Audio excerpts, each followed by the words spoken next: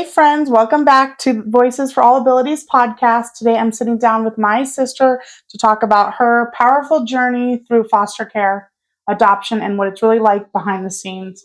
From heartbreak to healing, this one's honest, emotional, and so important. Let's get into it. Hi, everybody. Um, so can you take us back to the beginning? What first sparked your interest in becoming a foster parent? Well, back then, actually, what sparked my interest is another foster parent and working for the division and helping. Um, I helped with the trainings Oh, for foster you parent you work trainings. directly Yeah. in it. I worked Wow, in how it, was and that? I was an administrative assistant, and so I wasn't, not doing removals or anything like that. Obviously, wasn't a social worker, but seeing the kids that came into care, um, and just wanting to do more than just watch it from that angle. So, and then providing the training to other foster parents really got me wanting to do it more. So. Yeah, was it hard to work in like behind the scenes of that though? Like I would think it'd be the Yeah, opposite. I feel like if I was working behind the scenes, I wouldn't like be able to do that. it was, it made me really want to make more of a difference because I mean, most of the foster parents we had then and now, are really great and sacrifice a lot. But seeing the kids come in and the difficulty with trying to find placements for these kids and social workers having to sit overnight sometimes just to Sit overnight. What do you super mean? What do you mean by that? stay at the office overnight trying to find placements for these kids that came into care because there are no homes. Wow. So they have Yeah. to like stay in the office. Until they could And get do they get placement. paid for that or Yeah, they get okay, well paid they better for, yeah, I yeah. would think you better get Yeah, paid. they get paid for But that. I mean how that's And this was such many a years ago. I don't yeah. know if that's still the practice, how they do that anymore, but yeah, Is that that was because the real. lack of resources are available back then with fostering? Yeah, but Wow. I feel like we had more foster homes then than we even have now. Honestly, Really? at least in our small community. So, Okay. So yeah. that's really what drove you into doing fostering. Yep. How beautiful. Oh, thank you. What was your first placement like and how did it shape your approach to fostering? I want to hear that. I feel like I know this one too though. So the first placement was really supposed to be an adoptive placement. But it kind of scared me away from fostering for a bit, to be honest with you. And when was this? Like back when? This I want to was get dates. Here. back in, Like or at least the year. I want to say 07. Okay. No, maybe even before that. No, I want to say somewhere around 07, 08. Wow. So it's been it's been quite a while. But yeah, so that placement, I guess it just felt weird that I hadn't actually fostered yet, and I was taking on this pre-adoptive, like I was going to be the adoptive placement, and that kind of scared me into. Oh, so you hadn't even done fostering? I hadn't yet. even fostered yet, and I got my first placement was a 2-year-old that they were going to place for an adoption, and I kind of got scared off, and I backed out of that at that point. I did a test weekend, I think it was, and it's not that we didn't love and care about him and whatnot, or he was a special little guy, but I think the thought of it being forever at that moment just seemed a little bit over. And you have now he's older, but you had a child of your own. So was that hard to think about taking in another child or? I guess I had just thought that it would be, it would be good for him to not be an only child. But it was really a rocky start to fostering, to be honest, because I don't think at that time, I was pretty young. I just think the thought of forever right up front just kind of pushed me away as far as, oh goodness, let me put and the you brakes were on. Pretty young too. Yeah, so, I was in my 20s. And you were Yeah, figuring out, 20s. if I can remember, as my sister, like schooling, like I think you were doing a lot of things, like trying to figure out your path you wanted to take. Exactly. I just bought my first home on my own, and I was like, wait, I want to foster, but goodness, do I really want to say I want to Yeah, to adopt go right now? straight into an adoption would Right. definitely be hard. And did you not get a lot of guidance through that? Like, did they excuse me, I think, did they not offer like a lot of? well, they said that he was going to be like pre-adoptive, but then they held a heart meeting that I didn't, or that's what they called it, that I was selected for, I guess, but I don't remember being informed that that was happening. Um, and anyway, they had us do like I did a weekend like visit with him. I think it was a weekend. It's been a while, sorry, but I'm pretty sure it was a weekend. And just that thought of that looming thought of, goodness, this isn't just like a trial basis. This is me potentially signing up Yeah, I for a think that child's would. life. Yeah, I think that's good because you really thought about the child first, and Mhm. you wanted to make sure you were completely 100% in it before taking Right. that on, which I think is really good. Yeah. Thank you. It was a little scary. So Yeah, I I'm think as sure. foster parents or anything, you kind of need to be eased into the process for the most part, Yeah, especially with fostering, because a lot of people, you have these ideas of what fostering is like, but yeah. living in it and actually being in it is quite different. No, very much so. And I did. Me and my husband did the foster Yeah. training, and I feel like it's probably changed a lot since you first did it. But they Yes. really drill into you now, like what it really is about. Like they're not going to just throw a child at you Hmm. and without you having all this knowledge of like what the child could have gone through and Right. abuse or anything else like that. And they really prepare you, in which it didn't scare me and my husband from doing it, but we were just like, we have 5 kids, two Yeah. already on the spectrum. Like Right. that would be a really lot to bring another child into our Into home. the mix. Yeah. And we did have a respite child for a little bit, and I thought it did sort of affect the mental health of some of my kids, me caring for another child and not Mhm. giving them all Yeah. of my time. Most definitely. And that's really, it's a true fact too. Your own children, it's not just us as the parents, and the Yeah. foster parents that are affected. It's also our children and our extended families. I mean, Hmm. you know, Yeah. with all our adopteds, I love and all my nieces and nephews. you're an aunt of many, and it gets me a little emotional. But it I have would tissues. we change it? No. No, definitely not. You But know, it does take someone with a special heart to not just, make change outside of your home, to bring that change into your home, yes, yeah, because that's your everyday life. And then everyday we'll get life. into it more, but when you go into the adoption process and you sign that forever, Yeah. and that doesn't mean till you're 18. No, it's That's forever. forever. Just like birthing your own child, it's forever. It's forever. That child is yours completely at that point. Yeah, So, completely, mhm. 100%. So, if you look back, what are like some of the most joyful moments and the hardest during like the beginning of your fostering journey? The beginning. Well, um, I think I just kind of have to go overall because I have, as far as joyful, um, the kids are really what bring the joy to us as foster parents, and that's why you do it, right? It's not, you want to make, even if it's just the tiniest bit of Yeah, difference, to give them a stable home and just provide them with love and help them through the time that they're going through, whether you have them for 2 days or 2 years, right? And I say that the joy in seeing their growth and knowing that you've helped a little, or having a child.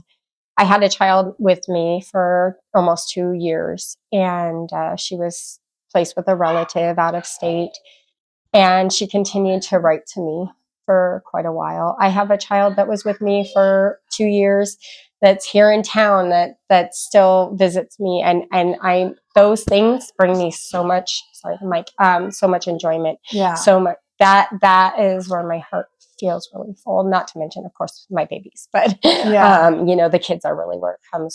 Just changing the lives of child, even if you have them for a short amount of time, they remember you because you were present for them when they didn't have Right, their family, and you get these their kids in, biological and family. So you're a right, you're a family no matter yeah. what. and you get these kids in, and they're going to come into your care for a whole bunch of different reasons, and so you have to take that. Every child's going to need a little bit of different gloves that you need to put on to handle that situation, right? And to and I'm not saying I'm an expert. I could just say that I've been doing it a long time and have had a lot of kids in and out. I want to say it's around about 60 kids over the course of 60 kids. Wow. Yeah, I was going to ask that about how many children have come through your home and how each one left their mark on their heart, and we kind of touched that. Yeah, I can tell you each and every single one that has come into our home and approximately how long they stayed. It's they make, sometimes I think they make more of an impact on us as foster parents than maybe even we do on them. They leave a little piece of them behind, every single one of them. Yeah. And you guys fight for them. You fight for them. You advocate. Yeah, that goes into it. I'm like, how does that look if you have a special needs child? How does that look in the foster care system? That's hard. Advocating. It's hard for any of us as parents, foster parents. With advocating, we become really passionate. As far as I had a child placed with me, it was more of like a fictive kin placement because I knew the family, and that child had a severe disability, and it was during COVID, and he was attending high school, and he did not want to wear a mask. Like, he would refuse to go to school, and wearing a mask was very hard for him. They made the special needs. Yeah, and I would contact the high school and say, "Hey, what can we do? Can we, he is special needs. He shouldn't have to wear a mask. I understand it's COVID, but because it was everybody had to wear a mask, it didn't matter. And if he didn't wear a mask, then nobody else would want to wear a mask. So we had that battle, and I was, knee deep in trying to advocate for him because it was affecting his education, because he didn't want to go.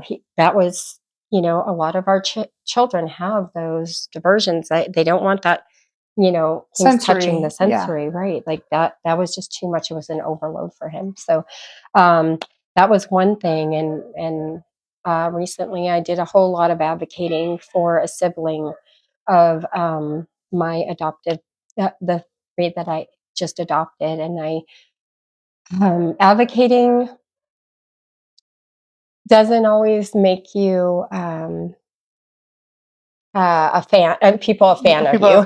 Yeah, I know that. So I feel like my advocating for that baby really, I think there's been some retaliation because of I was so advocated so strongly. And we'll get into that part of it, but being an advocate as a parent is stressful and hard enough. I can't imagine being an advocate for a child where, yes, they are in your home, and yes, they're considered, you're the guardian, but you really don't have much control of a lot. Right. You don't. The state does. Exactly. You try to do what's right, but ultimately the state is has the decision. They have the ultimate decision in the end. A congratulations is in order. You just adopted 3 beautiful babies. Yes. So what was it like emotionally from fostering these children to officially adopting them? This adoption was so emotional. I'm going to tear up again because I cried when it was over. This journey was the most difficult one we've had. We've had some difficult journeys. So this was such a relief, and just amazing to finally have that chapter completed. I can imagine. Yeah. And I get to, I've seen them since they were babies, and now they're just running everywhere. Because it took, how long was the process? It was about 39 months. 39 months. Wow. 39 months. Yeah. That's a long time. What's usually like the standard? I don't know. There's no standard. There's no. But generally, you usually don't see it less than 2 years, at least out here. A lot of times it's 2, 3 years. And this is foster to adopt. This is Mhm. not a straight adoption. Right. This is, yeah. Even when, um, you know, well, I shouldn't say, even when you think a child is placed with you with the intent to adopt immediately, the process is long because my daughter, who's now 5, when she was 2, we were at court for termination of parental rights at TPR. And during that court hearing, we were informed that the mom was pregnant and due any day. And knowing the circumstances and whatnot, we knew that that child was going to be coming into care. Obviously, Yeah. we had our, I had her big sister, and then it was a waiting game. When's the baby going to be born? So why is it guaranteed? Like, so she had a baby and you had that child. So why is it? It wasn't really guaranteed. So that I guess that's the wrong. It's not. It's never guaranteed. to come in replacement. But what happens with that though? So why do they, if they have another baby and they didn't do everything they're supposed to for the prior child, why does the other one go into foster? As far as I know, because I don't work for the division, but as far as I know, there still has to be a reason for removal for the next child, right? Okay. So if the child is born drug exposed, Okay. and the previous child, then that's a reason, right? That's an additional reason. And usually, a lot of times we know with, substance abuse, that's a difficult thing to overcome, especially when you don't have a support system to help you through that, right? Even when you do, it can be difficult. Yeah. So in this case, we kind of knew that the same choices were being made as with my daughter. So that was the expectation. If this child also tested positive, that she would come into my care and with the intention of adopting,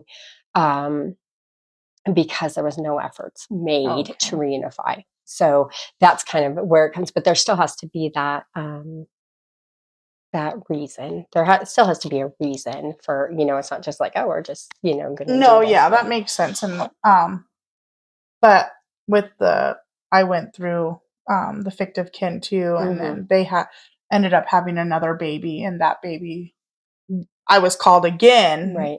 And so I just wondered how that worked. Yeah, because so if there's no effort, or if there's another so if a mom doesn't test positive, can she take the other new baby that home? Depends. There would still be, because there's already an open case, like in the case you're talking about, and in the case where that I'm talking about, there's an open case. So there was that trigger, right? Like, okay, you're saying if they weren't born substance exposed, I guess it really depends, but there is that open case. So if CPS is made aware that another child is born, they're going to have to make sure that this new child, that it's a safe environment and whatnot before, because that type of thing, if they're made aware of that. No, that makes sense. Can you describe the moment you knew they were going to be your forever babies? That they were? Yeah. The moment? This one's a rough one, because I feel like with these 3 beautiful babies, I didn't know until that moment at the adoption, to be honest. Even getting that adoption date, and even knowing that was right around the corner, there's been so many ups and downs with this one that I don't think I ever allowed myself to fully know or believe until it happened. That it was going to happen. So I think when it happened last week, that was just like, whoa! Now I can believe it. Now I'm allowed to believe this is real, and this is going to happen. That's amazing. Yeah, I love them so much. I'm glad they're going to be with us forever and ever. Yeah. They're so funny too. They are. I don't want to say any names or describe who they are, but they're just the best. I love them, and I'm glad they are. There's with us forever. Never a dull moment. There's laughing and tears daily. I mean, with any parenting, but with these three, for sure. Yeah. The Mm-hmm. kids make the world bright. They do. They really do. They make the world worth living. Worth living. Yeah, they do. They're just their smiles, and you know exactly why you're put on this earth to be with them, be their support, be their mom, be their dad. Some people say blood makes you related, but love makes you family. How was that played out in your story? Blood is definitely important. I love my all my family, blood related, and there's a lot of us. Yeah. But I think that's limiting. I really do feel that it's not the only thing that makes us family, you Mm-mm. know. And my life, I can't even imagine my life without my babies. Yeah. From biggest to smallest, I can't. They're my world. They're why I get up and go every day Go every day. and Yeah. keep going every day, you know. And how many children do you have now? How many? You even your oldest 8. Wow. 8, yes. And you 8. have a big van. I do. I'm a 12-passenger van, I but love it. I haven't got to ride in it, but it's cool. it's not the prettiest thing, but it's functional. Well, It it's really functions. pretty. It's black. It is. I'd rather have a black. I'd love to have a black one. All our vehicles are black. Yeah, black. I have You like matchy. Yeah. Everything's black. Yeah, everything's black. What surprised you the most about the adoption process? Not even with these just in general. Just in general. You know, what's I guess what's so surprising and what's hard to understand sometimes is that you may be the only constant in this child's life, right? Because caseworkers come and go, Acorn CASA workers come and go. You and your family may be the only constant. They're not getting visitations with their biological family. Even if they are, it might be sporadic, and you're the constant, right?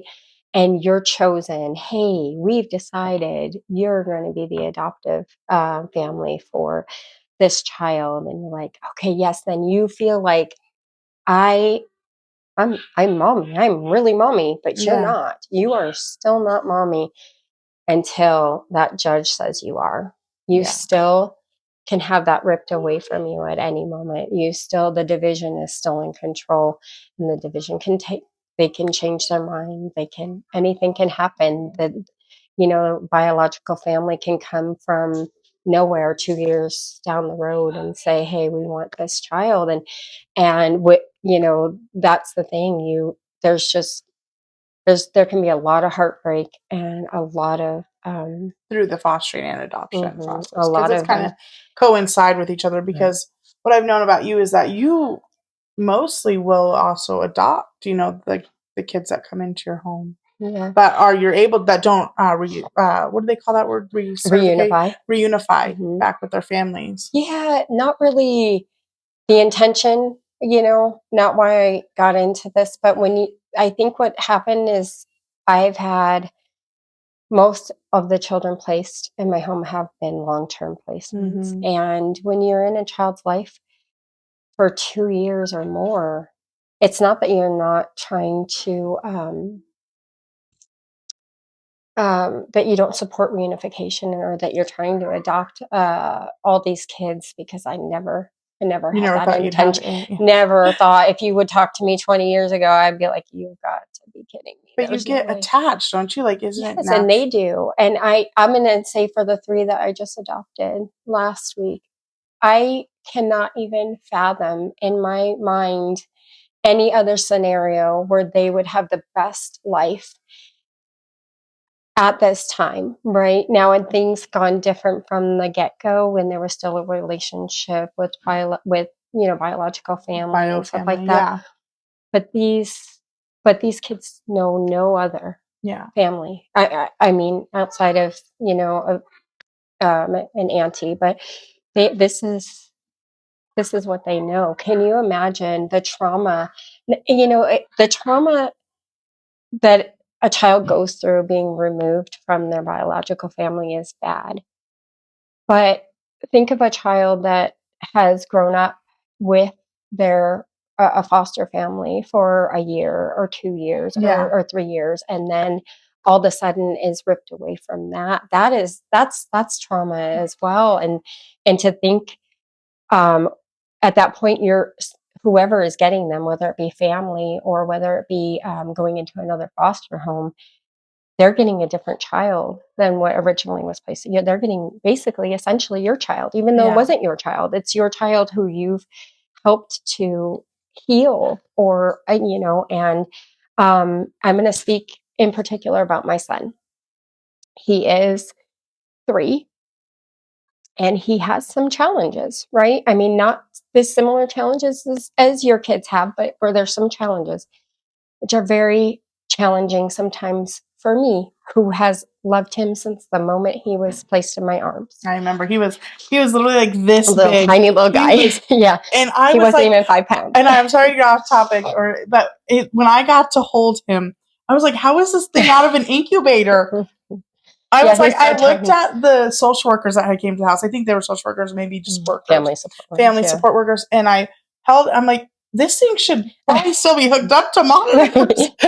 Just barely this tiny little. I'm not even joking. He was that big. He was even the preemie clothes were like swimming. He was swimming in yes, he was and swimming. They're like, no, they said he's perfectly fine. He's breathing on his own. They weren't even right. I'm like, I've never seen a baby this size, like not in like an incubator or something. And he's just strong. And and talking about him in the challenges, he is a strong boy. He's a strong boy. He is so strong. He is the strongest child I have ever come face to face with in my life. No wonder he was like that small and already mighty and breathing on his own and everything. And him and I have had this bond since that day. Like it's been this bond. I felt that bond too. Like even with him as my like nephew, I felt it. I was like, that it was just an instant connection. And I will tell you that I think every day he's that bond, and thank you, Lord, for giving me that bond with him, because I don't know how I would survive every day if I didn't have that bond, because he challenges, but he brings me joy at the same time. Like every little thing he does, so it's it's a give and take for sure. He has support needs. But yes, he definitely does. But I can't think of him anywhere else. How would, if he were to go to somebody else, how would they have the patience and the love and the understanding that I have, that have built with watching him grow? And I don't think so. And what would his life be like? I don't think so, because there was a child, and I don't want to get off topic, but when you were talking about someone else being able to support the needs, there was this one baby you had, and I'm going to say it's a baby. They're not a baby anymore, and she was the light of my life. I loved her. I would have wanted to foster her. She's with her beautiful family now. She was reunified, which is amazing. Which is yay. We love reunification. For a time being, she did go to a family that could not handle her, if I remember correctly, and she was brought back. And I was like, I know we had a conversation. I was like, I don't think it's a good fit, because I can feel things. Like I'm an empath with that, and I could feel like that family really wasn't going to be for her. And she was brought back maybe in a month from that family. And I mean, and so it really, and that's the thing. Like sometimes you get a foster child that's not a good fit for you. And I mean, after doing this for so long, I kind of can figure that out pretty quickly. And other times it does take longer, and sometimes it's sometimes they click right away. But like I said, when a child is someone else's child,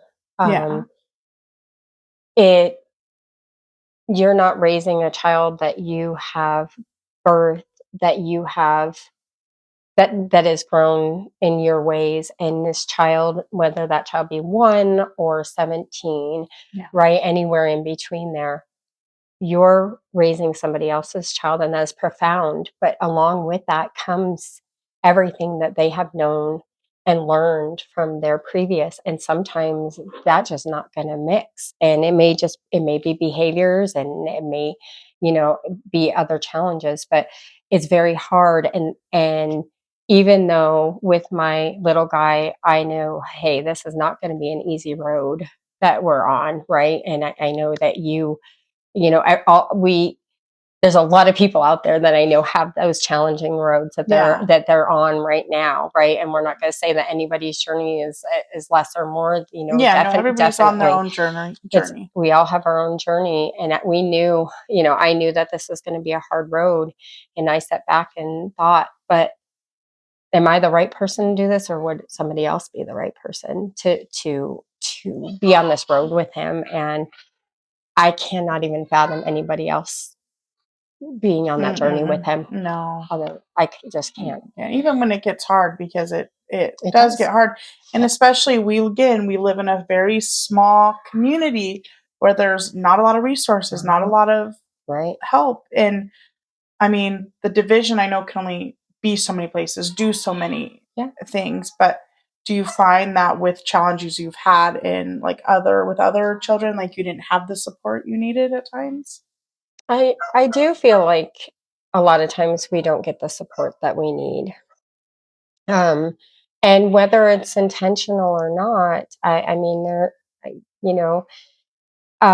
it's the community, it's the division, it's life that we don't get the support. And sometimes I'm going to be quite honest and say that I feel like at times our as foster parents, we're looked at as complainers because we ask for support for things, and sometimes we're not taken seriously.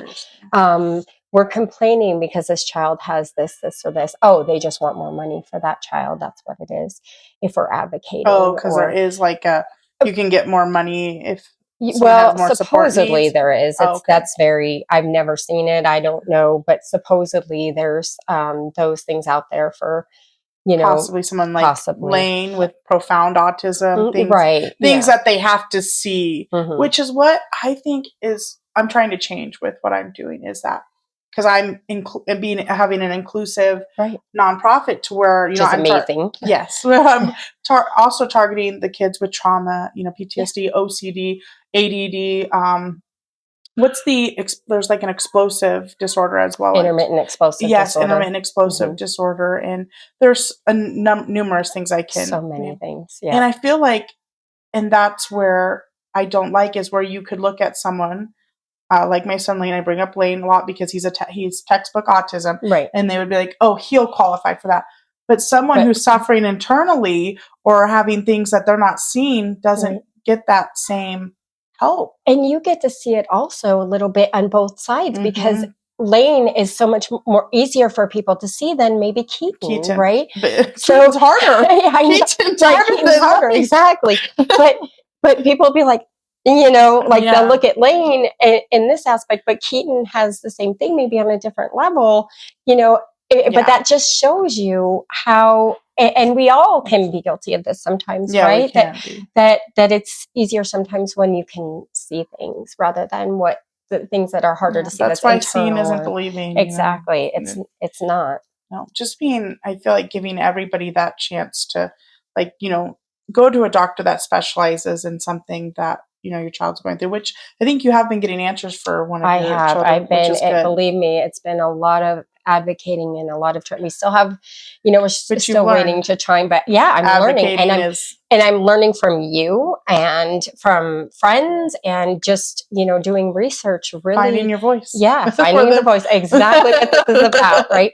But if I can switch for a second over to my son, who is getting ready to turn 9. Yes.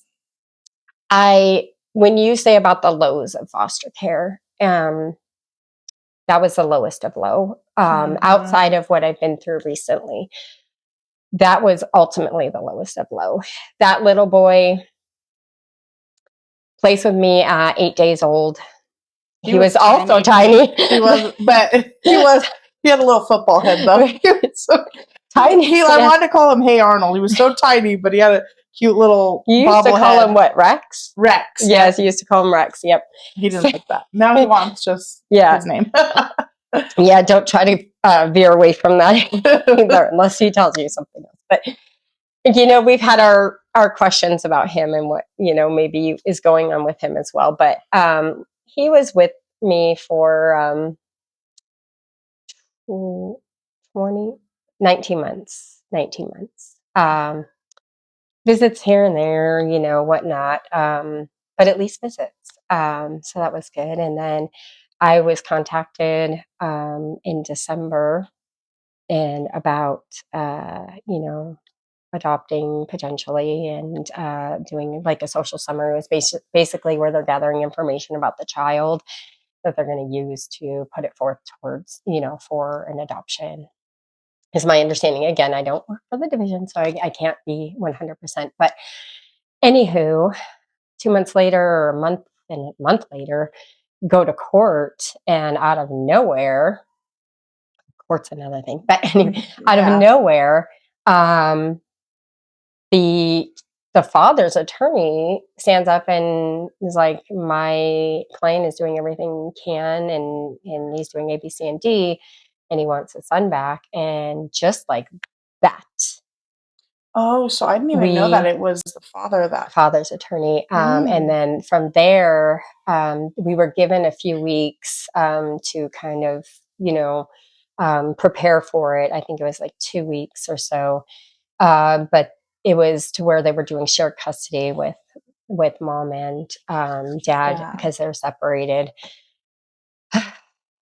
Anyway, it felt very sudden, even though thankfully we have 2 weeks to prepare, because I know personally that sometimes that you don't even get a day. Sometimes it's right there and it's instant, that the child's just ripped right away from your arms. And at least I did have that time to prepare. So I am thankful for that. I was still able to have a few visits with him because the father was very supportive of the relationship that him and I had.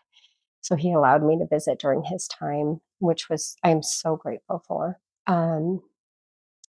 And mind you, I do still have communication with all bio family. So, but what happened was 4 months later, DCFS was getting ready to close the case, right? Sign it off.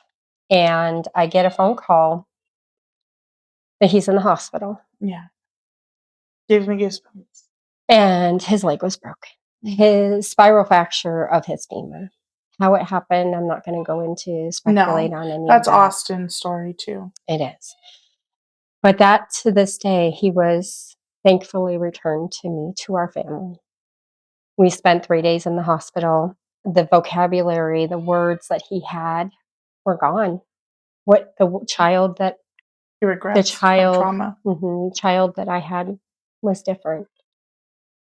But he was still my baby, and he's always been my baby. It took him 9 weeks. I guess it just went back to that time. It was really hard. 9 weeks of being in a cast, and 2 weeks after that, and he walked on the cruise. Yeah, we went on. We took him on the cruise, and you're like, he can't walk on this cruise. We're gonna be doing this. Didn't we have a stroller? Because you had to make sure he could fit in it. He was out of the cast. We went through a few different strollers and a few different car seats to make sure high chairs. Fit. Remember all of that? It was all of that, and that boy. He was not going to sit still. Do you remember? Yeah. He had that cast on, and he was I have so many cute pictures at that time, and we were just what sucks is that happening, but if that didn't happen, he wouldn't be back with me. He wouldn't be our forever, for amazing. And I can't imagine where he'd be with school, or where he'd be if he wasn't with you, because he has a lot of support needs. He does. And we learned a lot more of that recently. I've been doing a lot of advocating for him too, and recently found out that and I feel a little guilty because I didn't personally recognize this sooner, or But he does have anxiety on top of his ADHD. But I didn't, I didn't realize. I mean, I kind of, I guess, but the symptoms that he was showing, I didn't actually put it together that those were anxiety symptoms. Being separated, he can't separate. He does not No, when separate he's from with me, I have to reassure him concept. every 5 minutes that Yeah. where you are and what And you're you're a doing. safe person. Yeah. You've been in his life forever, and just anything. He doesn't separate well, and we're talking 7 years after the fact. He's still. So what I wanted to say, that was a big low in our having him taken away, and I want to go back to how that pertains to children being removed, that have been in the system for a long time and going back to be reunified. And again, I support reunification 100%, 100%. but waiting a year or 2 or 3 to reunify is not in the best interest of anyone. It's really not, unless, in a case that another case that I had, it did take 2 years to reunify, but during that whole time, the parent was making nonstop 100% efforts, involved. Yeah. and there was just, things that just kept occurring, but Yeah. was a big role in that I process remember the whole that. time. Yeah. So that's the difference, if in that. And so it does play, there's so many different things that play roles, and They do. Everything's different. And that's why there can be trainings, but it's never till hands on. yeah, You're exactly. in it. There's so many things, There's so so emotional. many Do they things. do like any support groups for you guys out here? Like, Not in Pahrump. no? They do not. They have nothing in Pahrump Or like at all for questions us. or concerns? Like, do you guys sit down with the division once a month or once a quarter at least? Nothing. They do Nothing. have Okay. they do have a phone call thing that you can get on, and supposedly you can talk about your concerns there. Okay. It's a QPI thing. But does it feel personal or does it feel just? It's not. I feel like it's for a division wide thing, so it's not even like personal for just our. So would it make more of an impact if there was like a support worker that worked alongside the child plus you and just wasn't always like focused on the child, but came to you and be like, what do you need? What can I tell the person that I work with directly at the division what's really bothering you and what I can help you with? If you had that personal one-on-one, don't you think you'd feel More better in supported. what you're doing? Yeah, Yeah. but I have to say that throughout my journey of fostering, there have been some amazing social workers, and that really do care about us as fosters. There's so much change within the division. Like at some points they're very pro foster parents and supportive of foster parents, and very and try to advocate. And then there's times, like I feel like currently, that in our in the time that we're in right now, where us as fosters are just there, and we're just kind of a hindrance to the division, and that's sad. But there have been some amazing caseworkers who would come in and just be like, okay, tell me about the kids. Now tell me, how are you doing? Good. How is this going? And Good. that's great. And you're supposed to refer to your foster care licensing worker, but there's one foster care licensing worker for us, and usually you see that person once a year, and that's not much of a support. No. So there isn't They a don't lot do of like support. respite nights for you guys or anything like that. Like, see, like to me, I feel like that's where you find the joy and things, is like connecting, like not just having like, because of course I know they do like a Christmas party for the kids, right? For the fosters, Yeah, they do. but I'm like something for you guys that really make this great. Like someone, even if someone started a nonprofit where it's like party with foster parents, or I don't know, but to where we have somewhere where the kids can go. I'm going to be doing VFAB kids night ins, and the foster parents have somewhere where they can go be like, just to go hang out. Even if like the state was like, here's a voucher for $200, let's go let the foster parents have a night out. Yeah, let all the workers just come together and help with the kids, and that helps also them to get to know these to get kids to a little know them. bit. I think That that's what would we're be lacking, profound. is the We are. personal touch. We are definitely lacking personal. Really, with the division right now, and this is my take on it. I think they're focused on the paper. Yeah. the case files in front of. There's not that personal touch with the kids. Most of these kids don't even know their worker. Some of That's them are sad. fortunate enough to know their worker, but they'll stop in for 15 minutes or 30 minutes or whatnot once a month, and that's the extent of their relationship and their knowledge of the children. And it's not a lot of times very personal for us, and how you doing and how can we support you, what can we do to make your job a little bit easier. That'd be great. So what we do as foster parents is what we do, we rely on each other as much as we can. We try, Yeah. You guys do stuff we together. we have a few foster families, that we kind of work with, and try to support each other. I just was looking up something last night because I was just thinking about our interview today and thinking, let me look something up. Do you know the average length of time a foster parent will foster? What is it? Take a guess.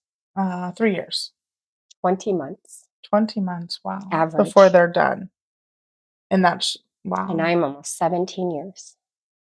But That's, you can wow. see why. Yeah. In Las Vegas, when I was going through this stuff with the sibling to the 3 I just adopted, I was looking for some help, some guidance, some way. How can I be heard? And and if I was a Vegas foster parent, I would have had those resources. But in Pahrump, I don't. And We see, don't. I worked alongside Vegas when I was the Right? fictive kin, and they really do have a lot of They do. support. They do. They have so much more in So place for that. how can we bridge that gap, you think, between Vegas and Front for that part? Because I'm trying to do that for what I'm doing, which will also help the kids in the foster system. Absolutely, But yes.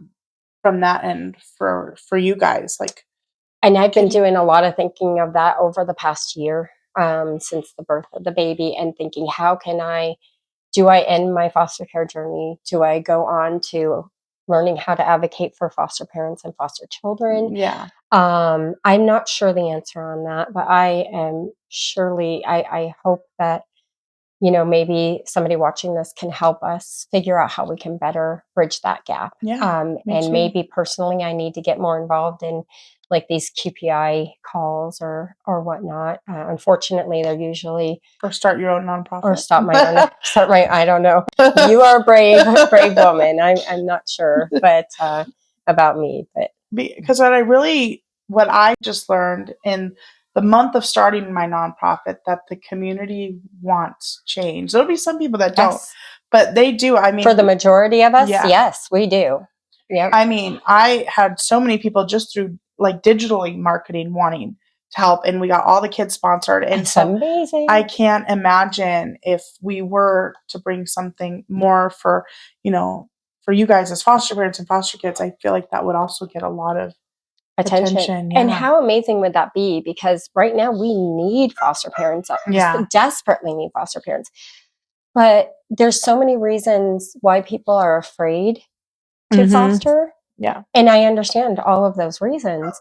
But now, on top of that, without the support of, especially during those first few years as you're trying to navigate the system and what your role is, even though you go through trainings, you're still the blind leading the blind, Yeah.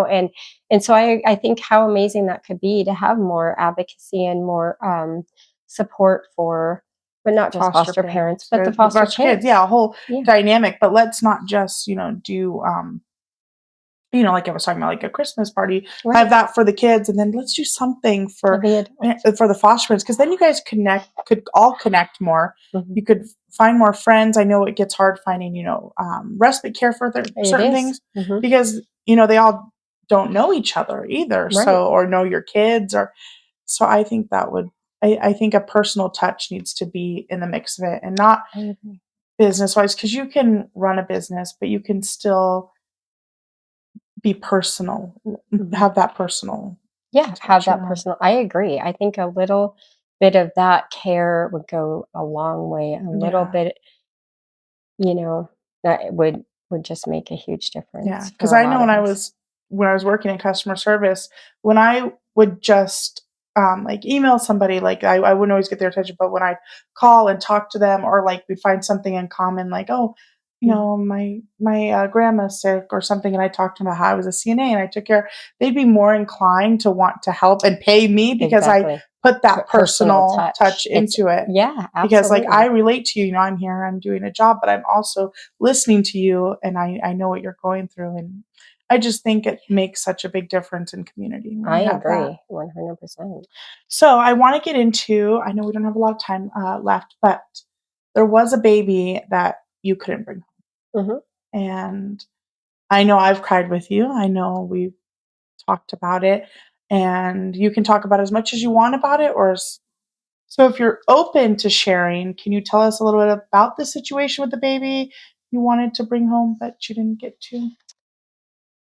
Yes, I absolutely can. I'm in a little bit of a better situation, a better mindset about it now Hmm. than I was a couple of weeks ago, Which is or for I good. have been in the past for the whole year. Um, so I need to start by saying, as a foster parent, I've always advocated at the best to my abilities for siblings to be placed together, right? Especially when you're talking about permanency of siblings. Yeah. So the sibling was born, and I was told that it was kind of an oops that that it was disclosed to me that she was born. She had some pretty major challenges, medical challenges. Um, Was she and born like drug exposed or? yeah, Oh, and okay. some other things along with that. And I was given permission from the division. Of course, I immediately, reached out and said, okay, hey, what's happening? And I put a phone call into the division. I didn't get a phone call back, at least from the person that I reached out to.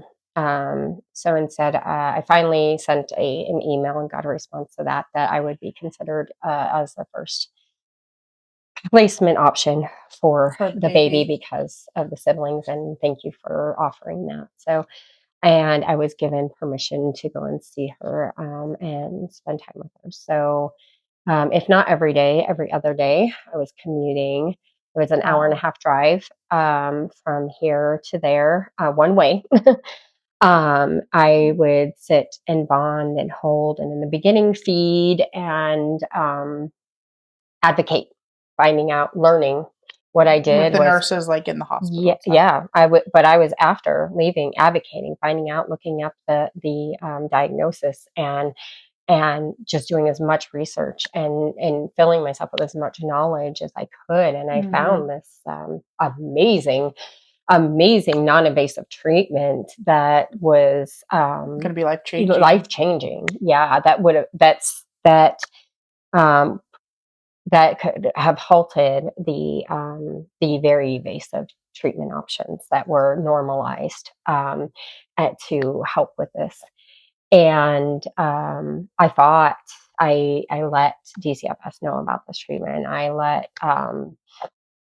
the doctors know, and I was dismissed. I basically was dismissed because that wasn't the normal. It was, this is not normal. This is not Yeah. this. No, never heard of this. And oh, this is a real thing. I'm trying to. This is a real thing. Look at this. Look at this.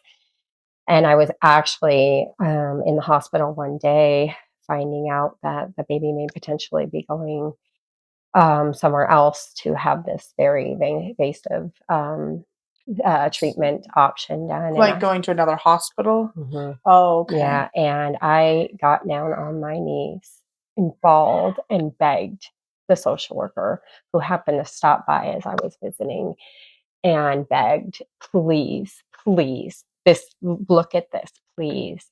And she stopped and she took time out of her day and watched and saw what I was showing her, the videos of this versus the other. Option. Yeah. And she began advocating alongside me. And guess what? She went to the That baby's life has changed because we were able to advocate for that treatment against the odds. Believe me, against the odds. And I did that not just because I thought she was going to be be with you, placed with but us just and for come her home, but livelihood. for her regardless. Yeah. And getting to see her the other day, and like So you're getting to spend time with her. I'm proud. I'm Yeah. proud that things turned out that she was able to get that treatment. That I don't regret the time. I mean, I'm not joking, and back at that time last year, Mm-hmm. I was almost non-existent because I was devoting everything to making sure and advocating and doing everything I could, and I will tell you personally, I've lost a big piece of me with that, and what would happen and how, and not just about the choice to not place her Yeah. with us. That's a loaded gun, and I'm going to tell you why. Because it's not just about placing a child in in this place, because right now that looks like maybe the best option. But what about the big picture? So for the rest of our lives, Yeah. Because she has three. For people watching, you have three of the siblings. just to this adopted the child. 3 siblings. And this child, after she ended up getting her medical procedure and everything, she went with a family member. But the family member, which is the kicker here, did not want the other 3 siblings. Right. So DCFS separated them. And even though you're doing well right now, you had a good visit and you're coming to peace with life, that's not okay. And it's very impactful for the rest of our lives. Yeah. For not just myself and these 3 babies, or 4 if you can. Mm-hmm. It's their family. Yeah. It's also my other children. It's just very impactful because we have to now navigate how to include these relation to continue to build this relationship with these siblings, so that they can have a connection, so that I, for one, don't want to be the person to say no. I'm not going to allow you to have a relationship with your biological sibling. I encourage that, and I want that. And even though it's very hard on our time, it's hard emotionally for me. It's hard emotionally for the children to take the 3 little kids, 4, because on the receiving end, and try to do visits via Zoom or FaceTime, right? No, That's difficult. How do you put 3 children in front of one device, and it, for a very short 5-minute period, a couple of times a month? It's not very feasible. And I understand, the choice was made. I do have to put it out there, and I'm sorry, but my license that I've held for 17 years, which has had no, marks or anything against it, was threatened in open court because I tried to advocate to say, why are you separating these siblings? Is that standard?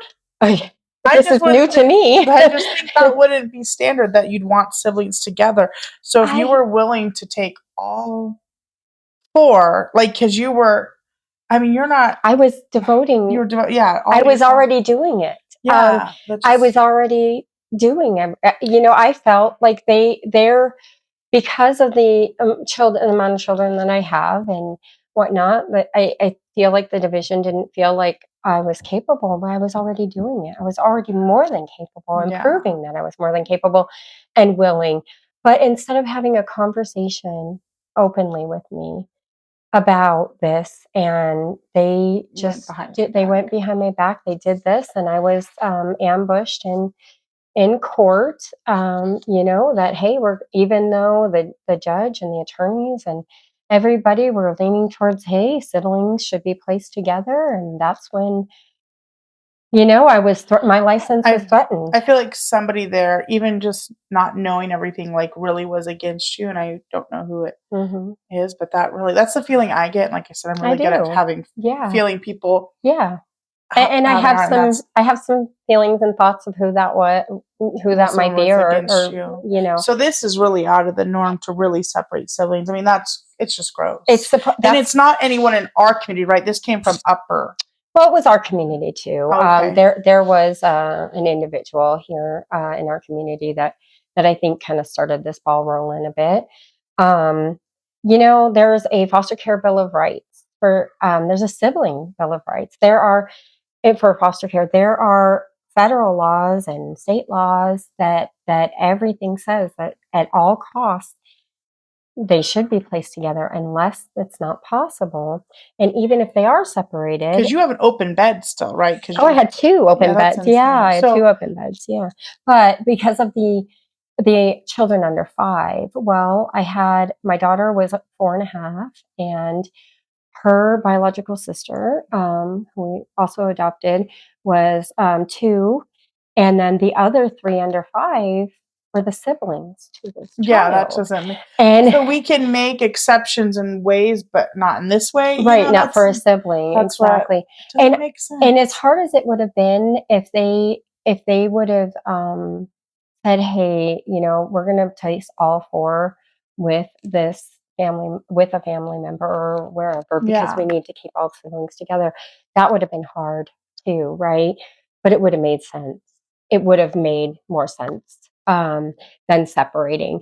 And in the laws, it even states that if the division does have to separate siblings, that at every opportunity, they're supposed to reevaluate that separation of siblings to ensure that it's still the best interest of the children. And they're not doing that. And well, I mean, I don't think they're doing that in this case. And I'm not trying. I don't want to cause any trauma to the family, and I don't want to cause any trauma to the child. But I still don't. I still have those unanswered questions for the division. I have that.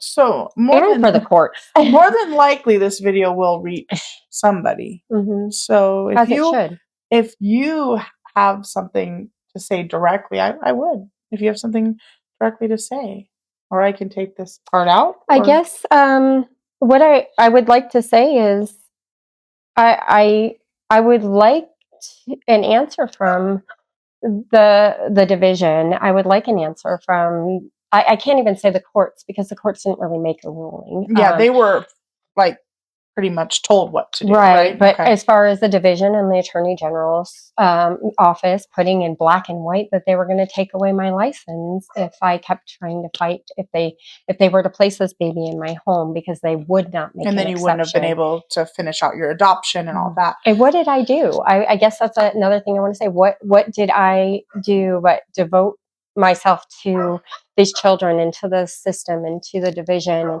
and to this advocating for this child that was so bad.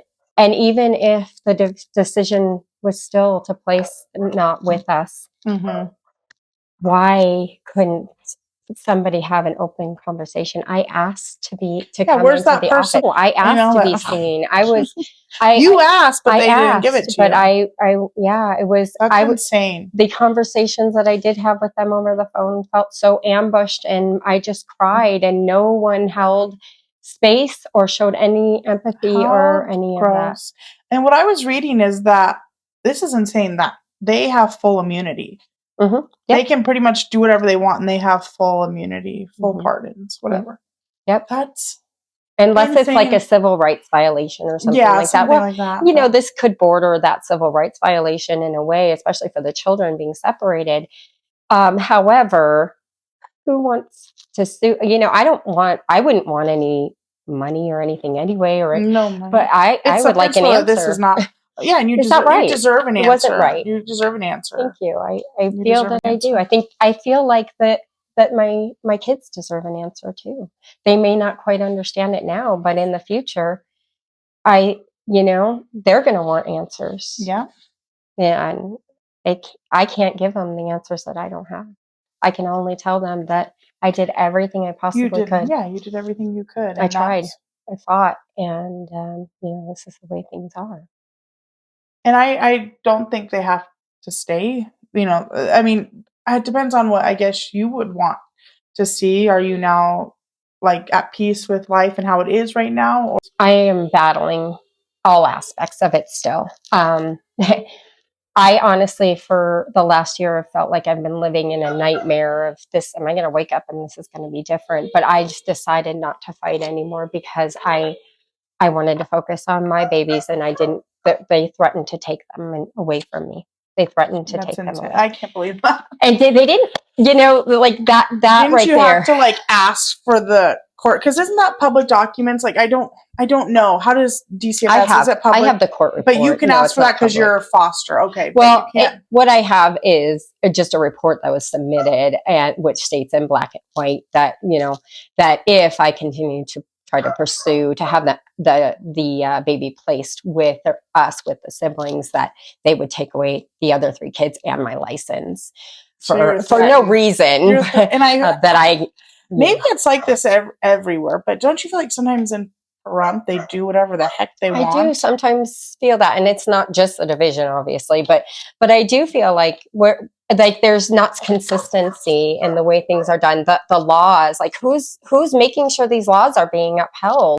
Like even in the court report that I was looking at, and the laws that were in the administrative codes that were in there that were cited, I looked and I was like, how is this even applicable to what you're trying to prove, that's why you didn't place the child with us? Like that doesn't make sense. They don't want people questioning them. But the court's not looking at those laws, the NRSs that they put in that report and saying, oh yeah, that's it's just there, so it looks good, right?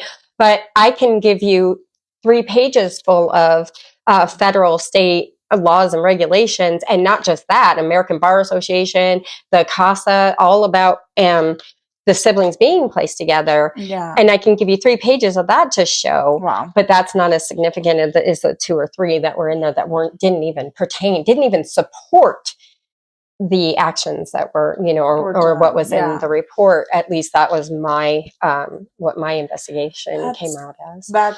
That's insane. And it's hard.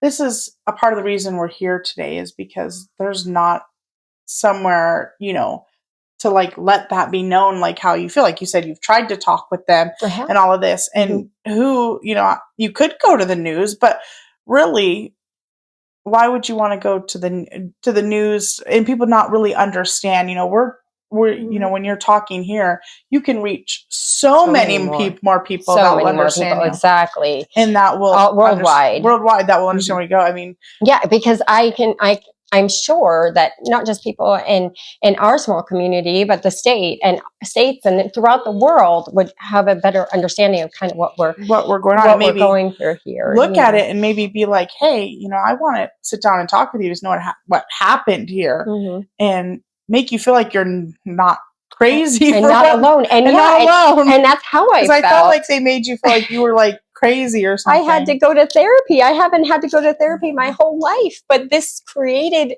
this changed me in who I am. It was so impactful because it wasn't even just the actions as much as injustice. It was very much so injustice. And I think that the people that work for the Attorney General's office and the people that work for the division can just do their job from 8 to 5 and then go home and live their life and not have to really live in the consequences that they're creating for the children and the families. Yeah, 100%. They're there to protect children, and I advocate 100% for protecting children. But I feel like there's just the advocacy is applicable at some times and not at other times, and we're going to change things here, we're going to change things there, and I know every situation is a little different. So you have to leave room open, but deliberately not placing siblings together is what the issue is. Exactly, that's the issue, and then not even having communicating. Because this was intentional. It was very intentional. It was personal. I felt very personal. Yeah, they did personal. But because of this, they changed the kids' lives. They changed our lives forever. And it doesn't affect them. It doesn't affect them. They're sleeping perfectly fine at night. They make their good money and they get to go and get their promotions and all of that until they retire. But it affects people like you and the kids. Yes. And this is why our mental health of our country is bad. Yes. Because it takes small things to create big issues. Yeah. Tons of small things creating big issues, impacting these kids. Yeah. And these families. And these things they're going to have to work through. Like, and just for someone to play on that and think it's okay that if a family member doesn't want all the kids, but they're like, yeah, I'll take the new one, the shiny one. No, that's not okay. Right. And if you were to take, that's like saying to me, I just have a brand new baby and you leave the 5 of mine behind. Right. No. Right, to go into the system, but I take your new baby. Yeah, no. That's gross. I'm sorry. And I know you're like developing a relationship with that family and nothing against them. They probably didn't even know the whole situation. They didn't. But they didn't. It's not okay. They were not, I'd just like to say that they also, weren't informed. No, they weren't informed either. And it was almost, if I could talk about that time, it almost was like, let's play them against each other. It felt like, let's do that. Let's, and why that's gross. And right. we could talk so much about that, but I really do hope that part reaches somebody and that you get the time that you deserve to talk to somebody about it. I do too. Whether it's an attorney, whether it's someone from the division itself, whether it's someone from the state, you deserve to be heard, or whether it's just from here. And people listen to your story. Listen, and maybe help to get with me to advocate for foster parents and foster 100%. children. Maybe that's where this goes. But somewhere there's a reason. There's a reason for everything, and I feel like this is a very good thing. And that's why when you asked me to come on, I was like, I'm ready to tell my story. I've been holding this in for a long time. And it's been a hard journey. That's what we're here for. Everyone to bring your voice and your story, something you want to bring out. And I appreciate you being here, and I hope you having me. You do find peace in the upcoming year. And I know you have a little bit now having the visit, but I hope in the other way with the courts or the attorneys or the division that you get some peace there too. Thank and you. That everybody's happy, too, and grows well. But I know that you'll make sure that the baby will always know who you are and feel loved. And I think the other family wants that too, now that you've been able to have that one-on-one connection, which is important. But that's, you made that push. Nobody from the other side did, which is what lacked. They tried to make you guys go against each other, and it's just sad. It was like we were pinned against, they were saying things about me that I didn't say. And I was not understanding, there's a lot that I just didn't understand. And I know my emotions were involved because I was, how could it not be? There's just so much. And I feel like, there's a puzzle piece missing in your home. You have all of them except. Oh, I had our bag packed. I had our crib set up. I had the videos. I knew exactly I had everything ready. I had it ready to go, walk out the door at a given moment to make sure that I was the one that walked her through the treatment. And then we were not selected. And it was basically like, well, we're going to try it out and see how it goes. And I was like, try it out. What does that mean? Like that. I would have said, are you going to try it out with the other siblings as well? Like have them go try it out so they can stay together? It was actually, that was the first thing. Oh, good news. They don't want to take the other children. And I understand, like, that's a lot to take on too, but that should never have presented, it shouldn't have been presented as an option to separate the siblings.